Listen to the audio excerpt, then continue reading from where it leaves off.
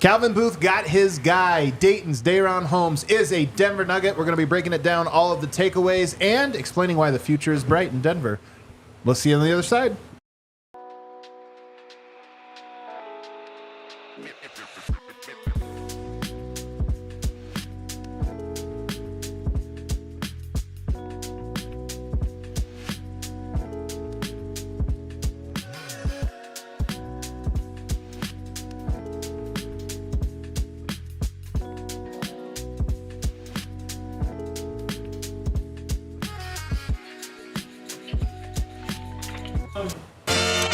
Oh, baby!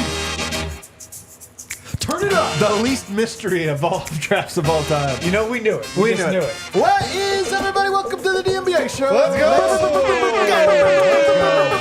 You were live for us with us for 3 hours. You're going to be live with us for another hour as we wrap up the 2024 first round of the NBA draft, and the Denver Nuggets get their guy, DaRon Holmes, out of Dayton. We're going to be breaking it down. Brendan Vogt is in the house.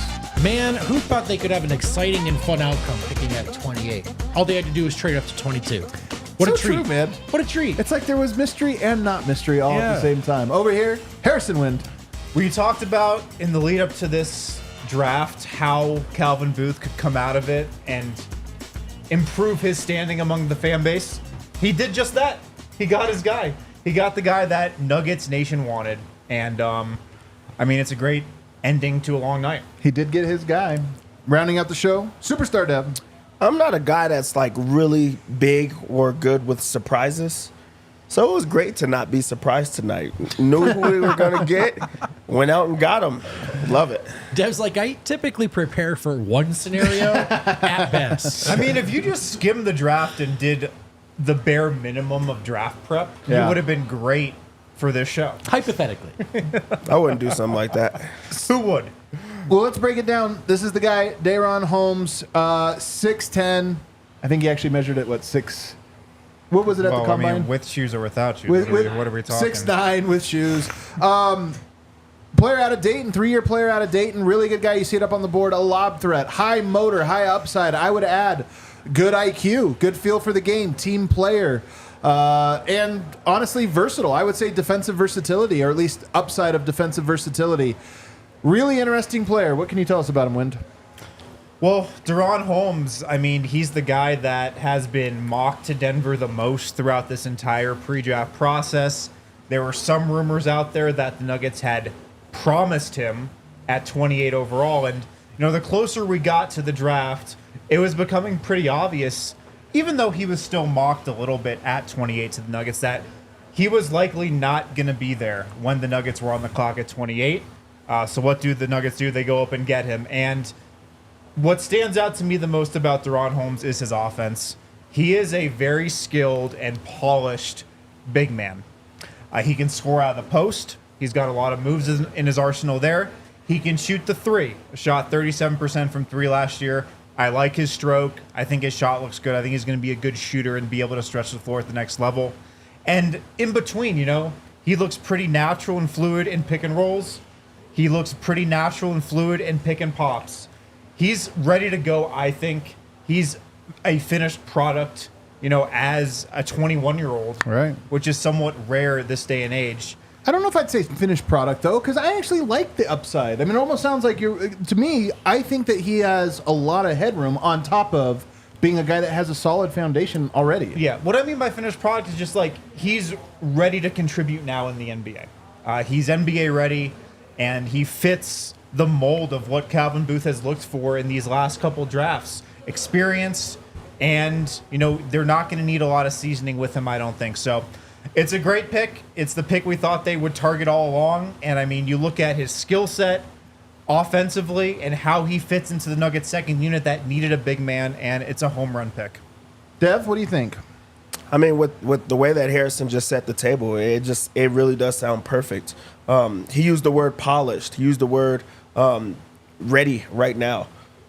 That's big, especially for Denver that is trying to maximize having the best player in basketball right now. Getting young guys, you typically have to wait for them to grow into being able to play. You usually have to wait a couple of years for them to get into that. So you hear words like raw, an unfinished product. So I like the fact that he can play right now because Denver truly does need him to play right now. You could add a guy in a draft that is part of your future, but as far as right now as well, that goes a long way. And then as far as Calvin Booth, I mean, I really do love the transparency and the fact of this is the guy that we truly want. We're going to do anything that we can to make it happen. So for them to push up a little bit more in the draft to make it happen, that really goes to show how much they truly wanted this pick. So it's a home run for them.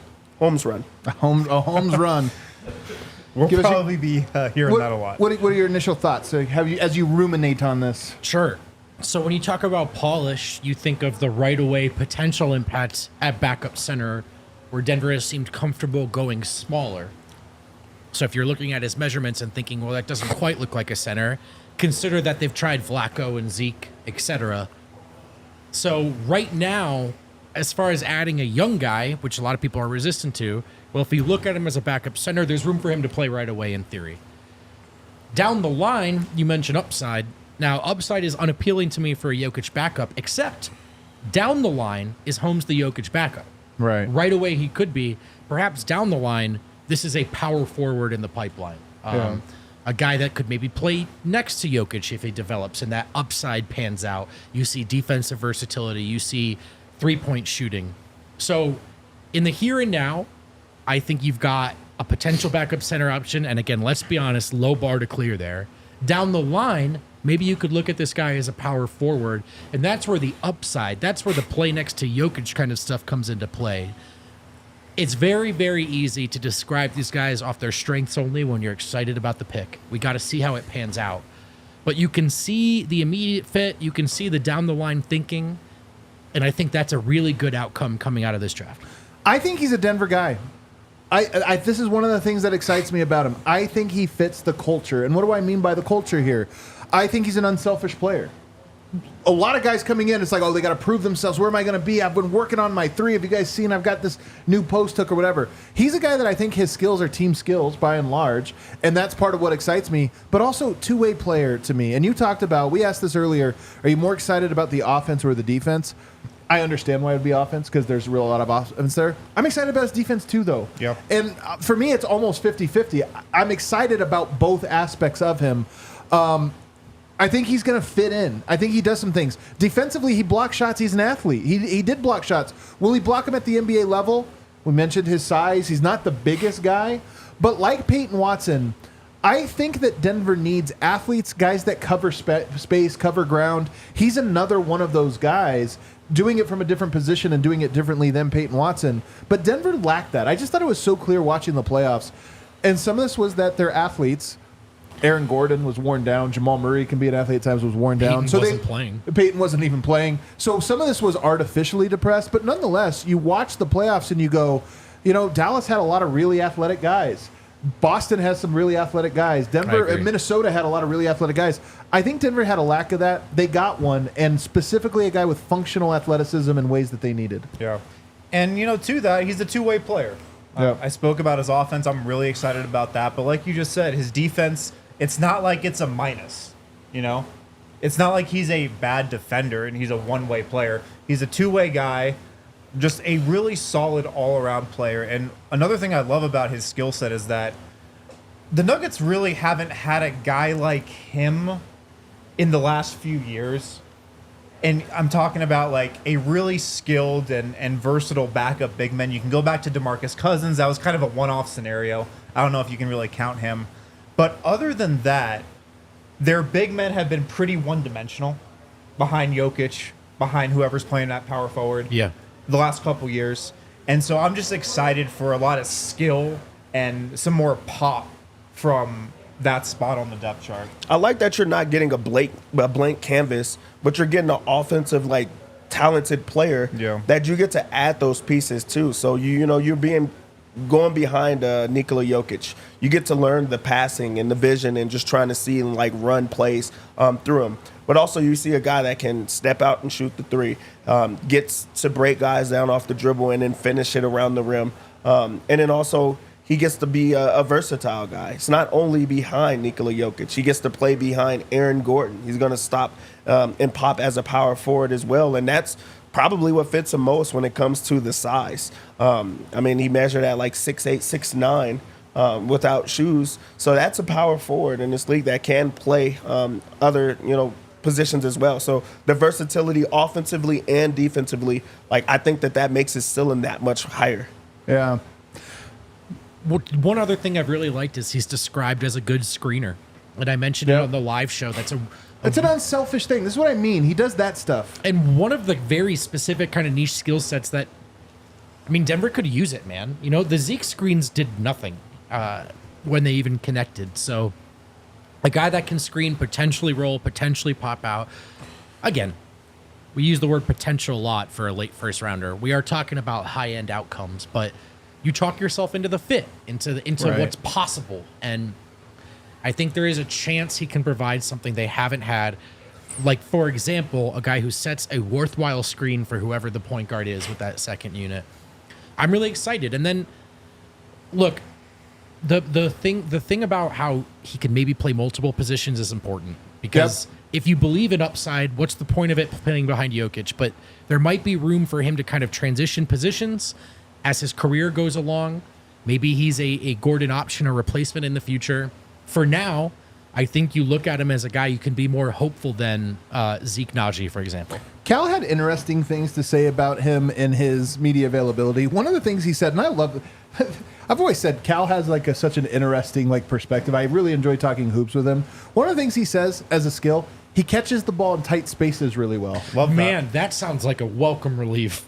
Yeah, but it is a welcome relief, especially like we talk about Zeke or this. Just You're saying, right. that's That a was an good note. identified need on the roster. That's a good note. But I also just love that it's such a specific detail. He catches in tight spaces well. But you know what? Who throws passes in tight spaces? Yoke. He's the king of the little catch, draw the double, hit the ball between two defenders, and you have to catch. So I kind of like that as a note. Yeah, I do too. I feel like we're going to learn so much more about this guy, in the coming days and stuff. And I just did learn his nickname is Deuce. So put that in your 'Cause he's the second, in your 'cause the Rolodex. second, DaRon yeah. Holmes II. Yeah. I love that little detail, and I think this is going to be a guy Nikola Jokic likes to play with. I do too. Because I keep going back to this. He's just really skilled and can do a lot of different things, and just knows how to play the game. DaRon Holmes is a smart player, high basketball IQ. That's maybe the first thing you need to be good at to share the floor and be effective with Nikola Jokic. I feel like they can play together. I feel like they can play apart, obviously. And again, there's nothing I feel like that you can knock this pick for.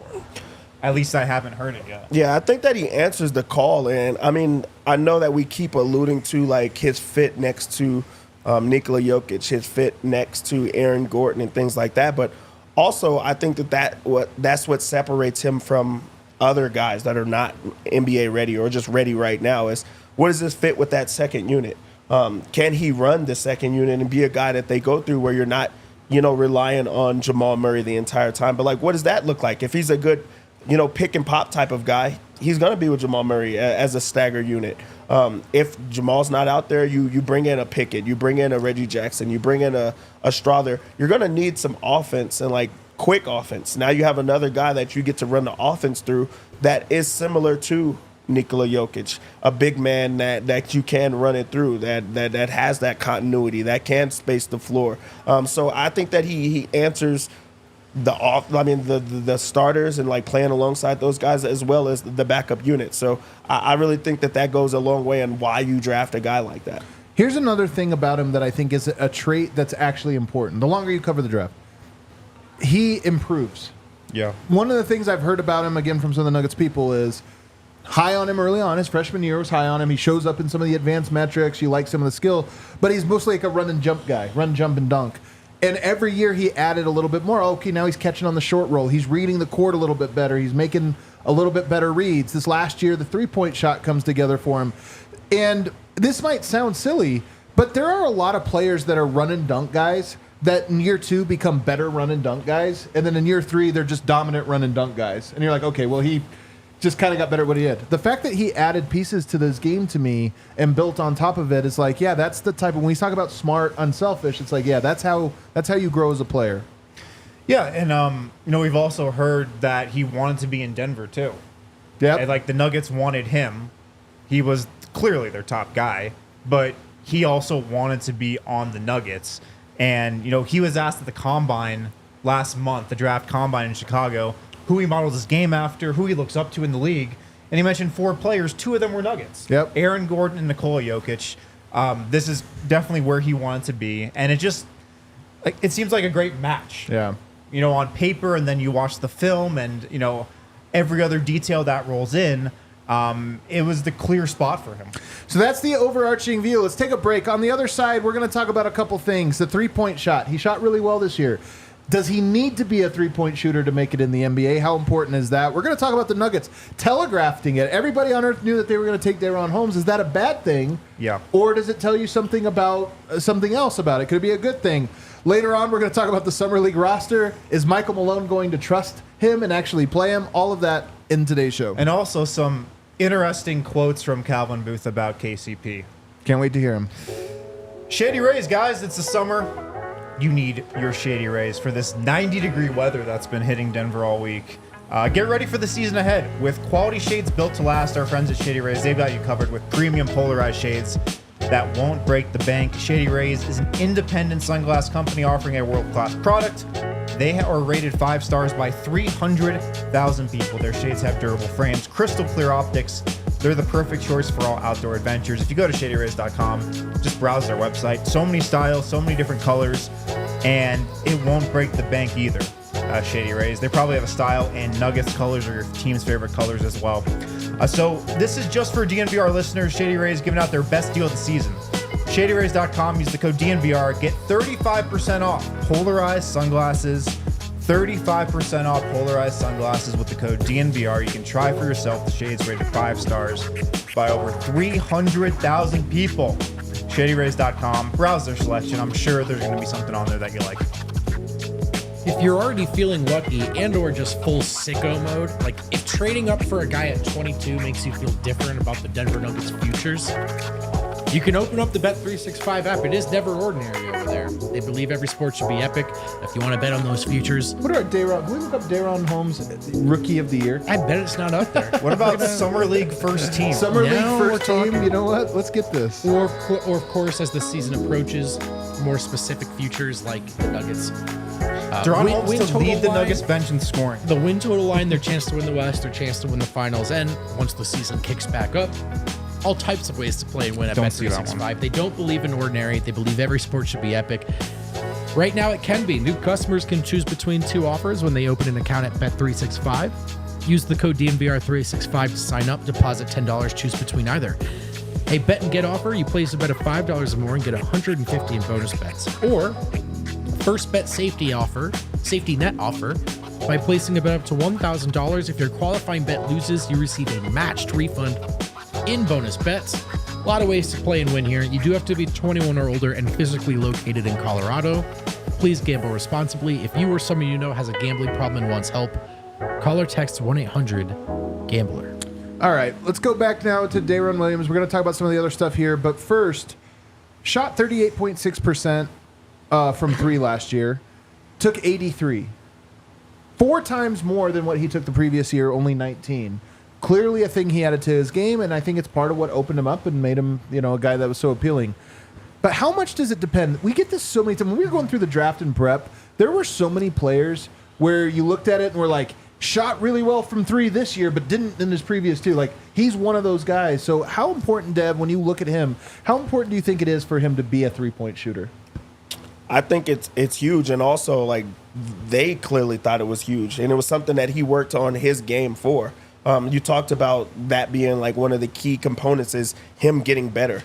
He knew that this was a hole in his game that he had to get better at, and he took the time to increase his 3-point shooting. He got more confident as a 3-point shooter and as opening up in his game. And I mean, now he's drafted in the NBA. Who knows if that, where he gets drafted, if he doesn't add that part of his game. But just being a stretch big, just being a guy that, especially in an offense like the Nuggets that have pick and pop type of big men that have that continuity, that do allow you to shoot the ball and it be okay. That just adds a different component to his game that guys are going to have to, pick up on. So I think that adding a 3-point shot to his arsenal, that's going to be able to keep him on the floor, especially if he's able to play defense along with it. Well, also, if you're a big man in today's NBA and you're not like the super athletic shot blocking center, and like Holmes has a little shot blocking. He's ability. athletic. He's just not tall enough to be what you're talking He's about. He's not your Clint Capella. Right. He's not your Brook Lopez at the rim. He's not your classic rim protector. If you're not that guy, you need to shoot the three. And especially if you're going to play power forward at all, Right. you really need to shoot the three as a big man, or else you're just going to be like Jackson Hayes. So it's almost a requirement these days, if you're not the super rim protector, to be this versatile offensive player at the 4. And that's what he is. He can do a little bit of everything on the offensive end. Yeah, I mean, typically, not always the case, but in the league as it is today, if you're a small ball backup 5, it's because you can help spread the floor a little bit. Yeah, So usually. you do want to shoot. As far as Booth looking at him as a power forward, which again I do think is more of a down the line kind of outlook than just how he fits in right now, right away, because the easiest way to get him on the floor is an undersized 5. But in either scenario, you want to be able to shoot the 3. So, I mean, look, maybe essential is a bit of a stretch, but I think it's his easiest bet to, if he shows he can do that on top of what we think are already NBA ready skill sets, it's got a future in the league. It's important to shoot the 3 if you're supposed to stretch the floor at all. And I think he can, and it's important for him.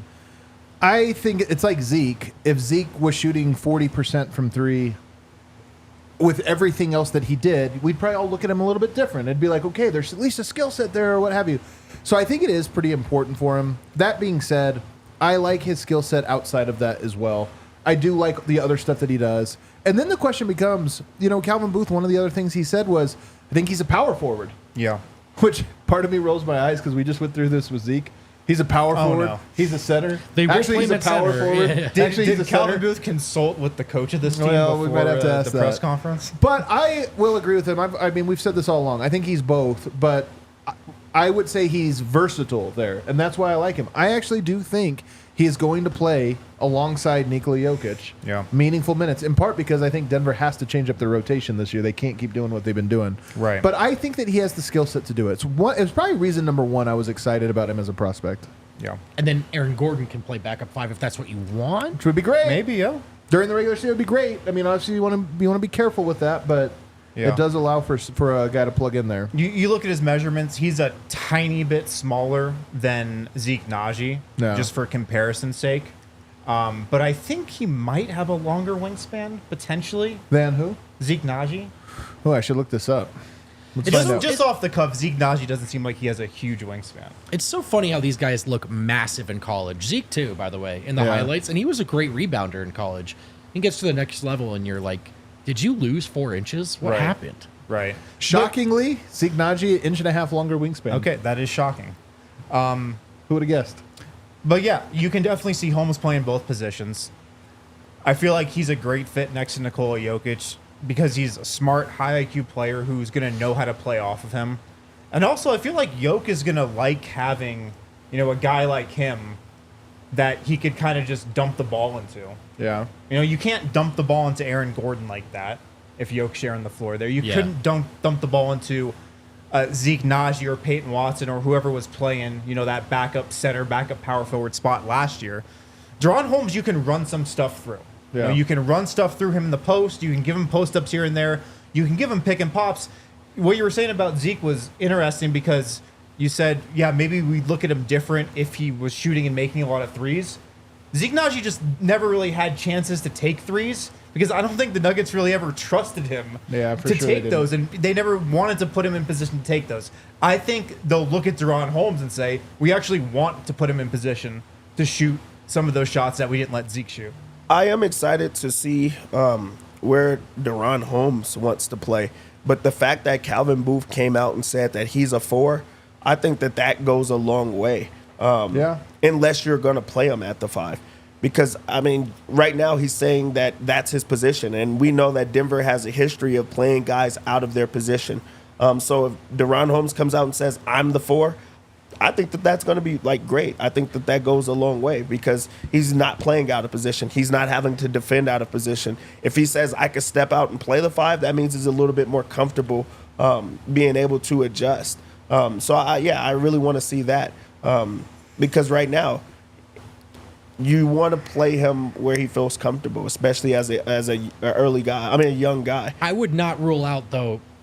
I just think there are two different things. Booth saying I see him as a power forward and how he's used right away with what the holes are. I just would not rule out him being a backup smaller 5 right off the bat. Well, another funny thing about it, so we were talking about the wingspan. First of all, his standing reach is higher than Zeke's by 3 inches, but his wingspan is shorter by 1.5 inches. So go figure. I always find that a little bit funny. Probably some inconsistencies in the measurements. You think that's what it at the draft combine? I don't know, The man. official measurement? You think they're just guessing? I feel like it's not Shooting an from the hip? exact science. No, I'm telling you, some guys have a higher standing Yeah, reach. I know. You know, it is true. And some guys have the wider shoulder, what have you. You know, And then there's Desmond Bain who wants you to take your reach discourse and shove it up. Have you seen the European combine?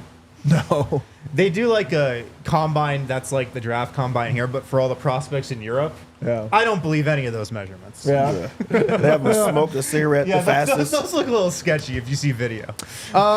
Anyways. Here's the other thing. I like him as an addition to this team. So if you just look at now your bench players, and you've got, you know, a Pickett, who I still like. And by the way, I think this is good for Pickett. Oh, yeah. A guy that can pop, a guy that can roll, a guy that just Pickett is best when he has a guy to kind of work with and then get into the paint. So this helps, as opposed to, say, a Zeke Naji. So I think that this that helps there. But you got Christian Brown, you got Peyton Watson, you got Julian Strother, and now you got DaRon Holmes. One nice thing about it, no overlap there.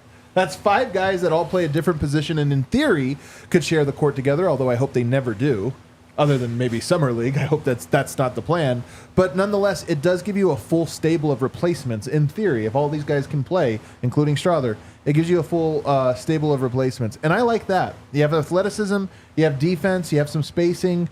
That to me is part of like, sometimes you have to give a GM a couple years to kind of really see what the vision is. He's drafted enough players now that we see every position. And it's like, all right, I kind of get a sense of what at least, whether he's right or wrong, I get what his sense of what he values. Well, look, man, drafting another young guy who had to wait behind someone else would have infuriated everyone. And that is not what they did here. Whether you see him as a 4 or a 5, there's more room for him to come in and play than maybe another wing or whatever. So, I like it, man. I really do. There wasn't a ton that was going to get me excited tonight, but this was on the short list of I can talk myself into it pretty easily. Yeah. Will Malone play him? This is one of the big questions. Zeke Naji, his rookie season, played 397 minutes. Following up, he played 698. After that, 728. This last year, 576. Never got over 728 minutes, which is pretty low for anybody. Does he seem like the guy Michael Malone will trust?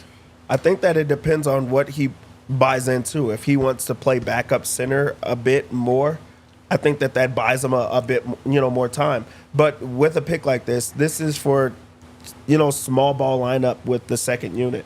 You feel comfortable with him. He can guard backup bigs. He's not going to, I don't think that you put him out there to guard, another big that's actually like a center. But there were nights that you would go with a DeAndre Jordan or you'll go with those type of, guys. So I think that if he's willing to play both positions, then yes. But also I think that as an Aaron Gordon replacement so that he can play backup bigs, that's where you buy those minutes. So I do think he plays. Also, I'm worried about Aaron Gordon. I kind of want him to play fewer minutes next year, so hopefully that allows for some other things. So I also think Calvin Booth is going to shape this roster so DaRon Holmes has to play. Okay. For a couple reasons, but largely because he was so enamored with him throughout the whole pre-draft process. Right. Like, this was clearly the guy they identified. It was clearly the guy Calvin Booth looked at in the Nuggets range and thought, this is the guy we need for both the short term and the long term. And if you just look at how the rest of the roster might fill out, DeAndre Jordan may be back at center. We know what he can give you, not much. Peyton Watson, probably like the next tallest guy on the roster, I would think, at 6'8", 6'9". There's not really another backup 4 that you can even go to other than Vlatko Čančar. We'll see what happens there. So I think, and I predict just with how much Calvin Booth likes this guy, and based on what happened last year with some guys, Jalen Pickett, not playing at all, and we know Calvin Booth was not happy about that, I think he'll shape this roster in a way where DaRon Holmes has a parting of the Red Sea road to the rotation. And to be clear, that's not signing like a center to a minimum deal? Is that what you mean? Or? Well, you could get a DeAndre Jordan, but Right. DeAndre Jordan, even Michael Malone's not going to play him Right. every night. But don't give Malone a guy he might play over Holmes is the idea. Yeah. Don't I'm give him a with Tice. Maybe. Just keep an eye on it. Just keep an eye on it. Calvin Booth actually referenced that. So he was asked it by somebody. I don't know. I apologize, but I don't know which reporter was asked about, hey, does Malone actually play this guy? That's one of the questions. And his quote was interesting because he referenced, I think as an organization, we're all starting to realize the importance of that. Something that I don't want to, I'm paraphrasing here, but I think we're all starting to realize the reality of the new collective bargaining agreement and how important it is to play these guys. So I think that fear is behind us and these guys will play.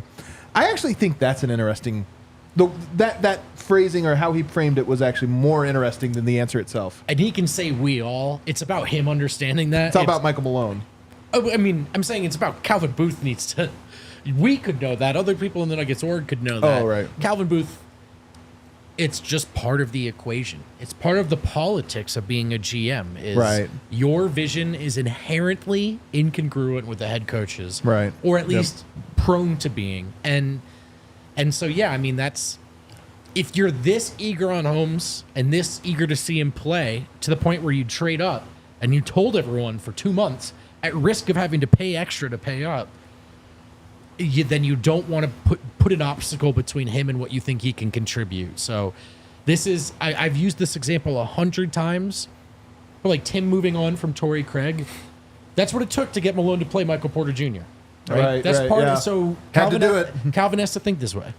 Lastly, before we get out of this segment, so last year, Zeke Naji played 576 minutes. Justin Holiday played 862. Peyton Watson played 1,488. So rounding up, 600, 850, 1,500. That's a reference point. Julian Strawther, by the way, 550 as well. So, Dev, how many minutes does he have to play next year for you to consider it a success? Like, okay, that was worth it. As a rookie, I'd say about like 800, 900. So about what Holiday played this year. I think that's healthy. I think that's right. And I think that's like a break glass in case of emergency, but also like a feel for it. Because Holiday wasn't playing like that early on. Right. Like it just kind of was at random times. And then it was a feel. Like it wasn't like Holiday only played because a guy got injured. It was like, no, I want to play him a few minutes to see how he looks or to see what he has improved on or how he fits with the team. So I think more of that. But then that goes to like, I think that shows how much they believe in him because Zeke Naji in his first year, he was deemed as like that was a good year for him as a rookie. Right. If he played that much, like that many minutes, we would have said that was an incredible year for a rookie. So if he plays that as a rookie, he's part of the future. Right. I think that's about right to me. About 800 to 1,000. Yeah, that feels about right. I mean, I'm sure there'll be stretches throughout the year where he plays more, he plays less. I don't think DaRon Holmes has had a real history of injuries, so that's a good thing to have in your back pocket. Sorry for bringing that up. Yeah. My bad. That's all good. But again, I just go back to what the roster is going to look like. It's a way less crowded front court, than if you look at what Julian Strawther had to go through last year to get in the lineup. It's not 800. Davon Reed 2 years ago played 670. It felt like 6,070. So it's not that many minutes to say you're just playing the Davon Reed minutes. I think that you should be hoping for it. I actually think it happens. I think he's in the 800 to 1,000. I think Denver's going to prepare for that. He's kind of an almost every night player. Yeah, I think so too. And I think we're going to get a good look at him. All right, let's take a break. On the other side, though, Summer League roster. Let's take a look at that. We're also going to ask, did the Nuggets telegraph this in a way that harmed them? What does it tell us that pick had been known for 3 weeks? And then later on in the show, we're going to put on some rose-colored glasses. No, we haven't done that already. Guys, we are here in the Toyota Lounge. Toyota is the official vehicle of DNVR. Trucks have always been part of Toyota's DNA for generations. They've built durable legends destined for greatness, perfect for Colorado. Whether you're looking for a car, truck, SUV, maybe it's the 2024 Tacoma, maybe it's the iconic 2024 Land Cruiser. Awesome looking car. They also offer 17 models with available all-wheel drive, four-wheel drive like the Epic 4Runner.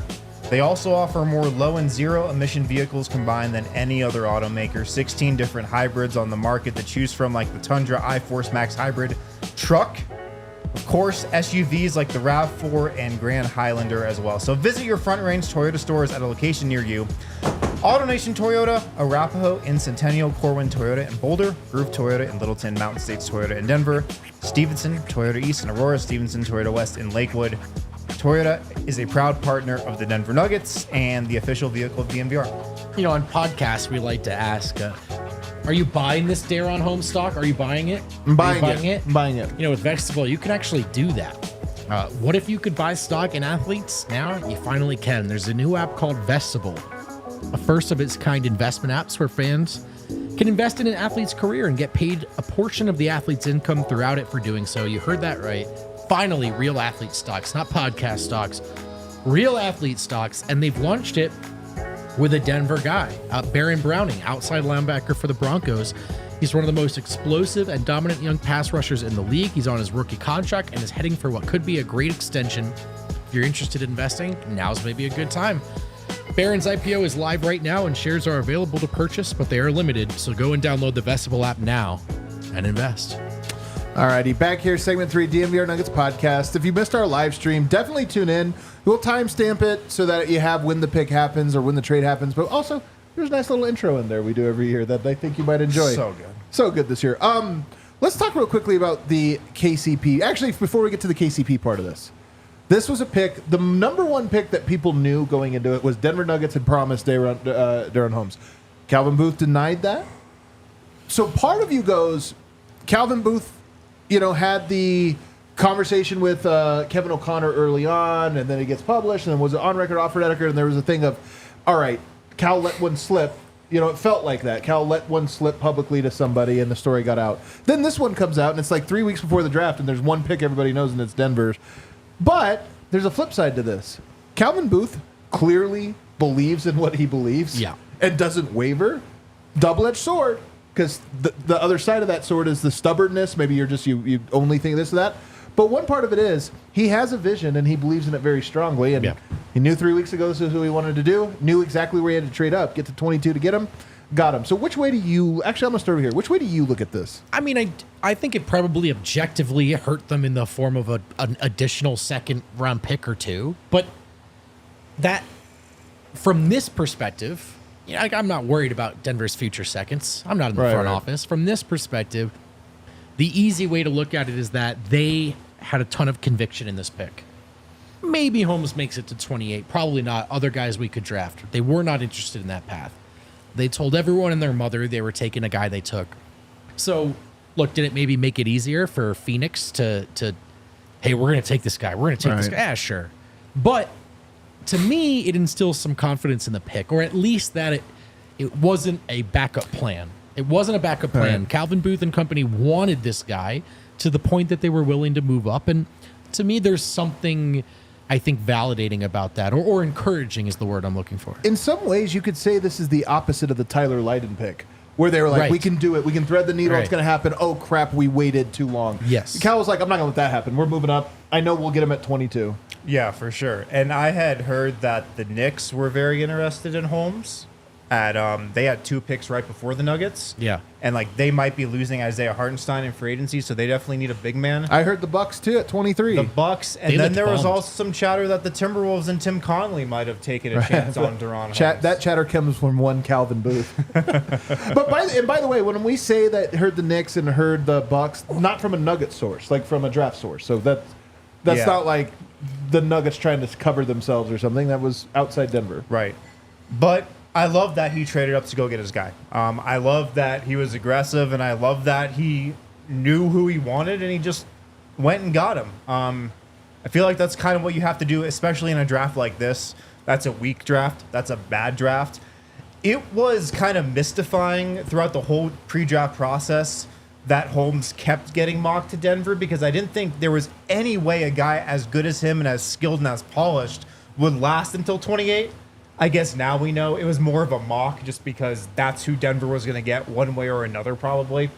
But he went and got his guy. And if you're looking at a GM of your favorite team, like, you would rather they're aggressive and go with conviction than just kind of letting the cards fall how they may. Yeah, but also like this, like, I don't know if it's a credit to, Calvin Booth, or just him just showing that he has a gauge on what it looked like around the league.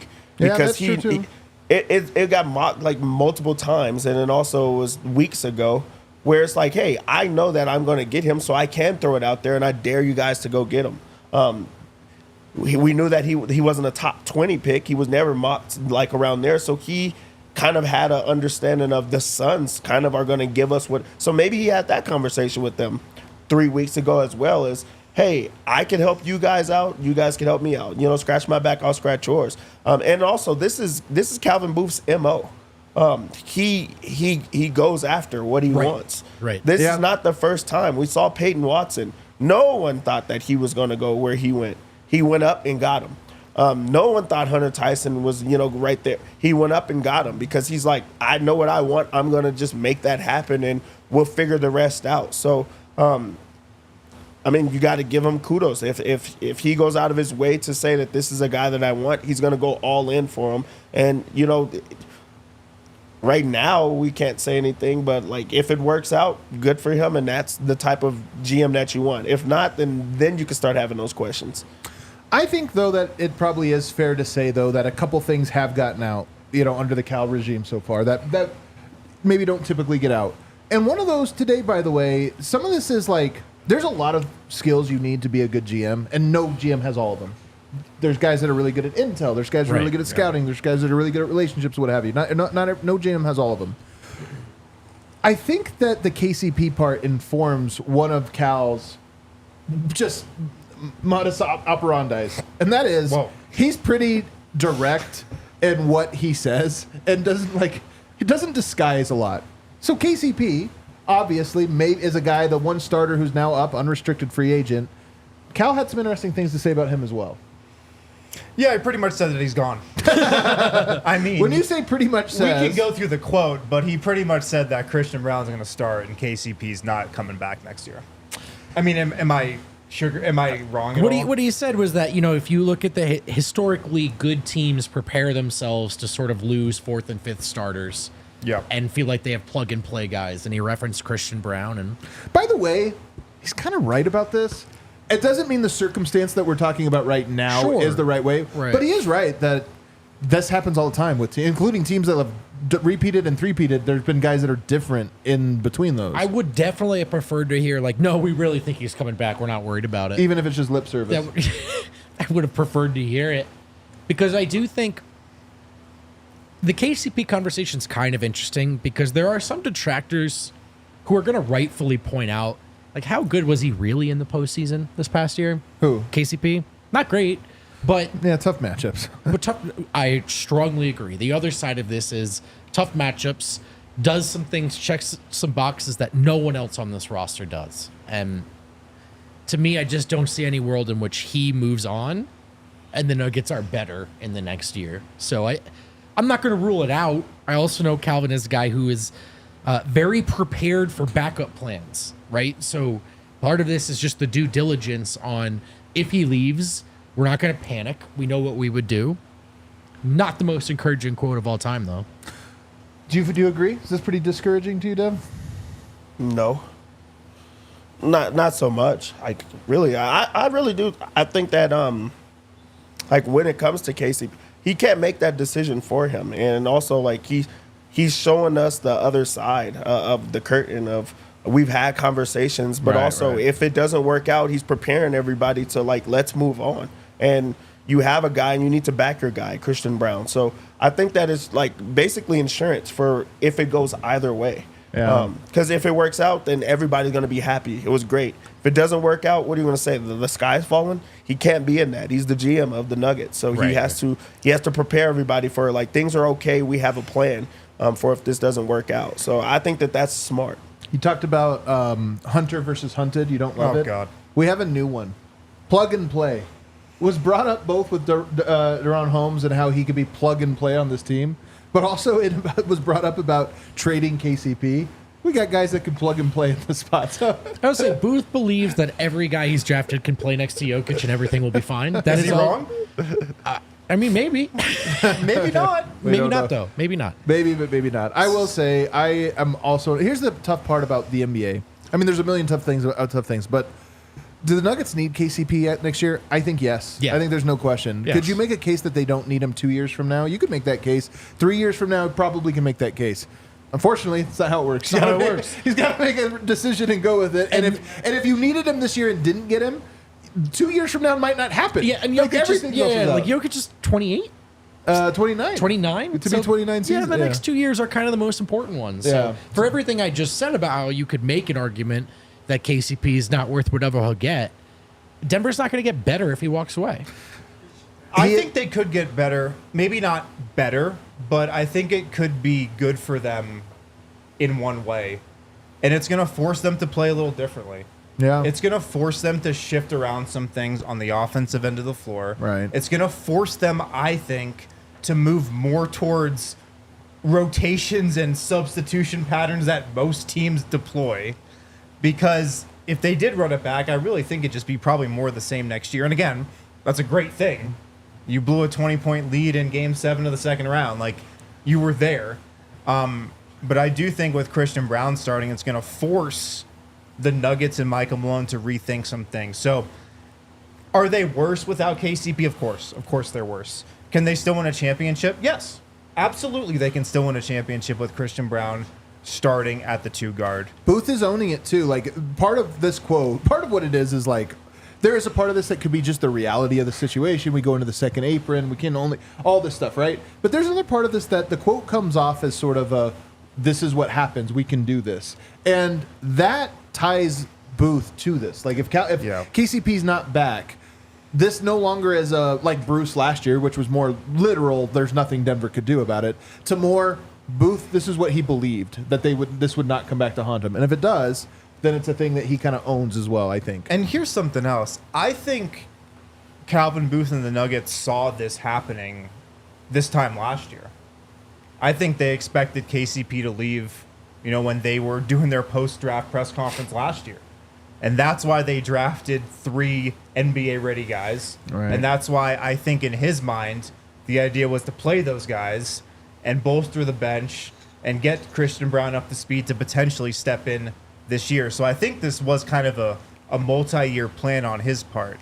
But it didn't happen, and now didn't. now it sounds like, at least from this quote, it sure sounds like he is not holding out hope that KCP. It sounds more to me of a guy that's like, I know how this is going to play out. And what's so it's not gonna be interesting good. is that you look at the teams with cap space and that are real threats for KCP. Philly seems like they're number 1. And Orlando. after that, you got Orlando, and like maybe they're only looking to offer guys a short-term deal.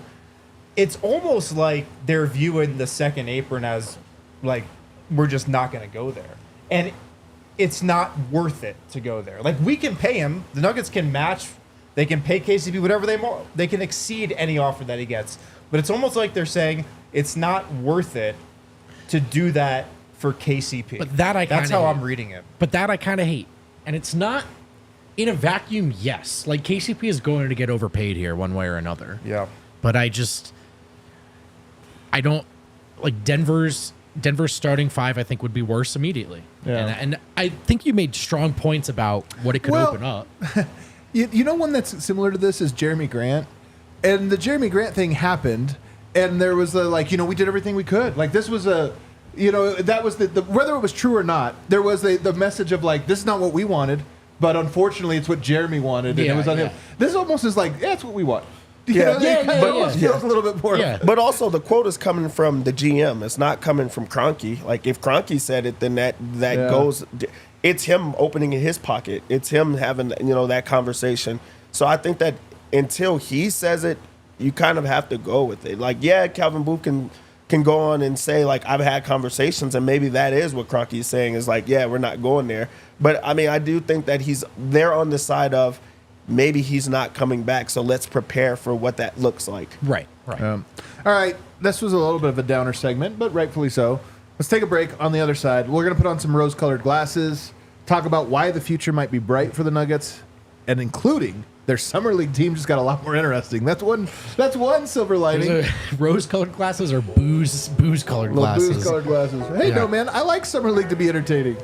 When you're a few drinks in, it is. It is. Miller Lite. It is Miller time here on the DNVR Nuggets podcast. A lot has changed over the years. One thing that hasn't, the great taste of Miller Lite, the original light beer.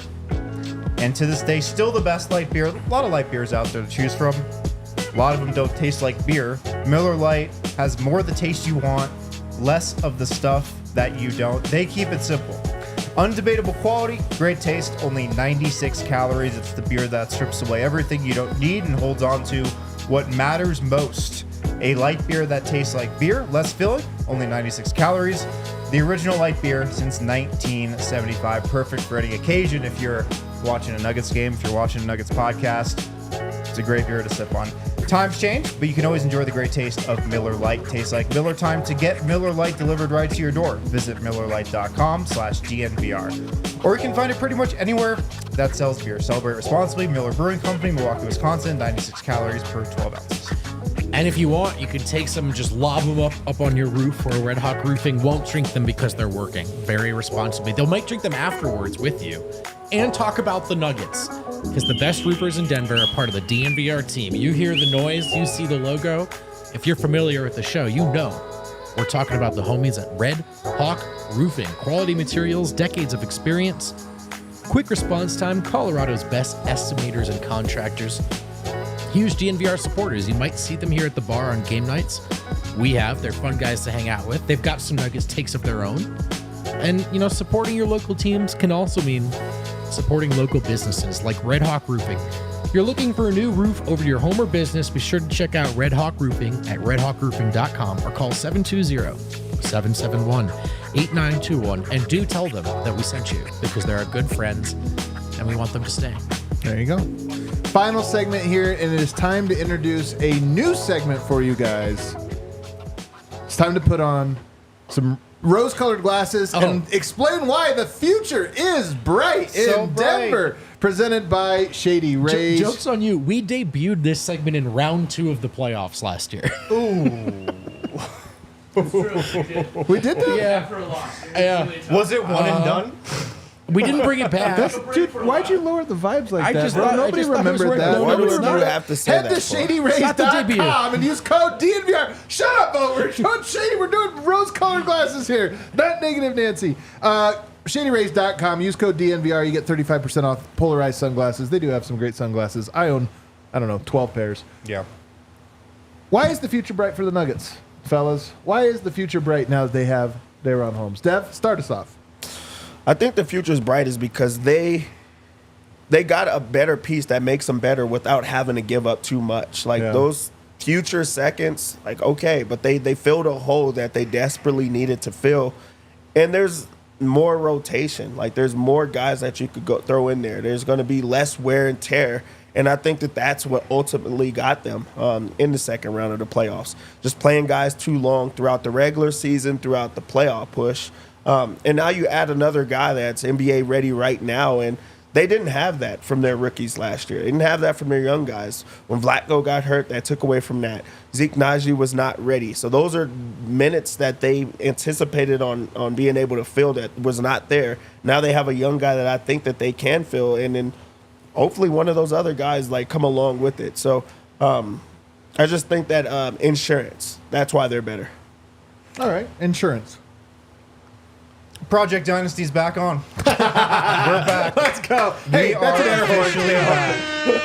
back. Let's go. Project Dynasty. This is what I was looking for. Some optimism. We're I don't here. care how real it is. We're present. We're back. Newest member of Project Dynasty, I'd like to welcome in DaRon Holmes. Wow, Project Dynasty. In a baby. position of need. Okay. Didn't have anybody in the front court in Project Dynasty yet, but now we have DaRon Holmes. All right. We're back on. We're back on, Spurs baby. never won back-to-back championships. We bike. I don't know if you knew that. That's right. I've heard that actually. I've heard that as well. I can't remember what context did it come up. It doesn't matter. Yeah, look, the Nuggets needed a backup big. You view him as a 4 or a 5. He is a backup big, one way or another, with some versatility and some upside, man. And I don't think anyone wanted to see another young guy that wasn't going to play. You got a young guy that might very well play.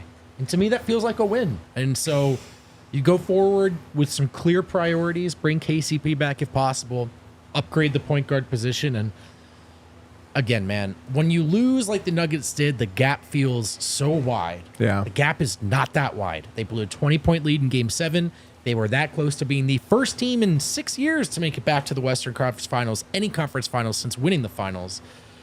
I don't think they're that far away, and I don't think it hurts to add a quality player through the draft with room to play in your rotation right away.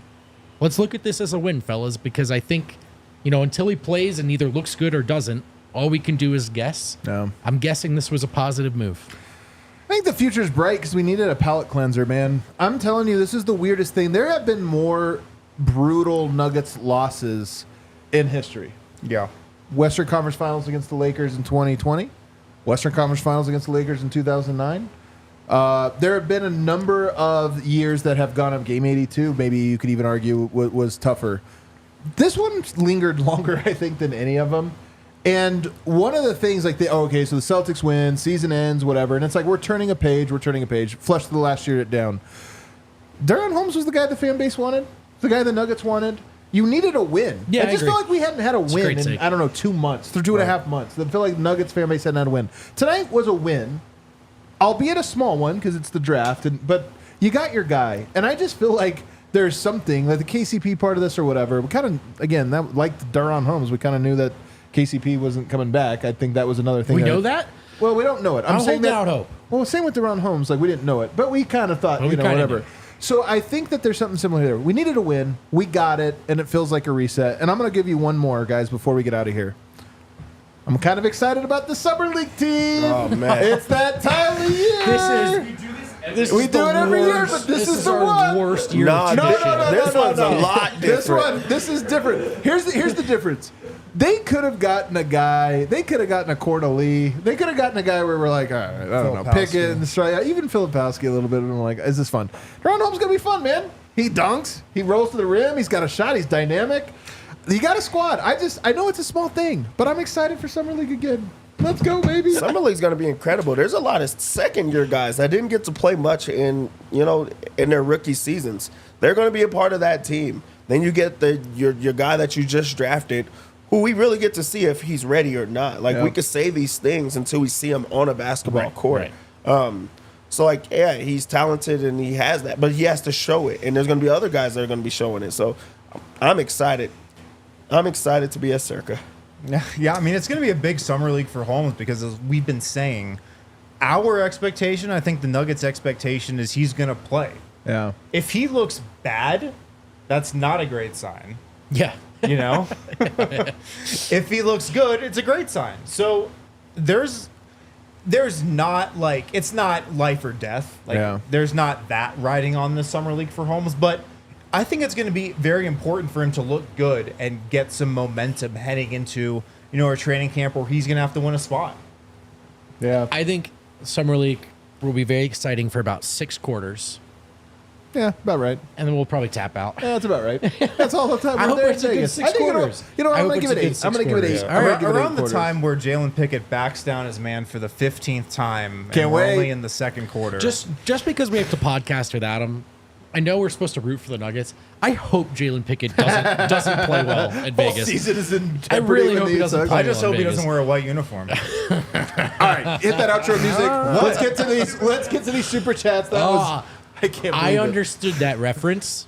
What else do we have? That was horrible. We got That was shitty, dude.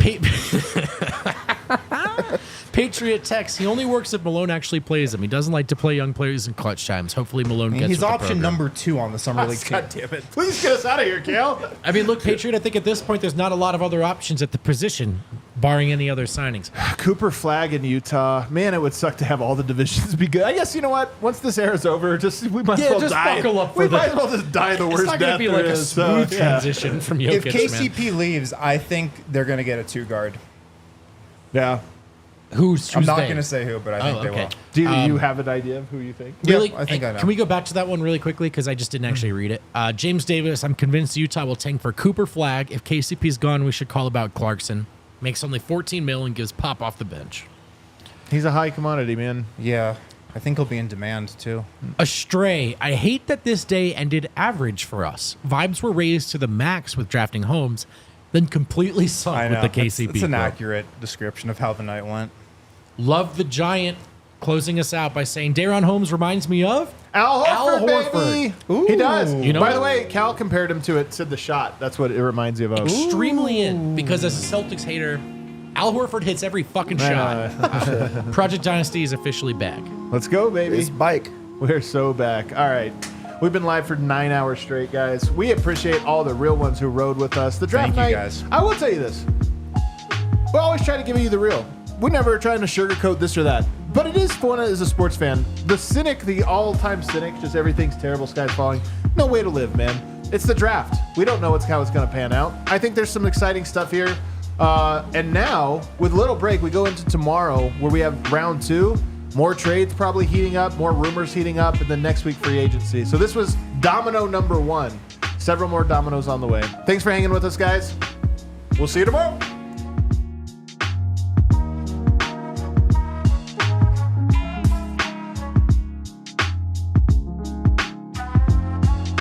We all silly like the mayor.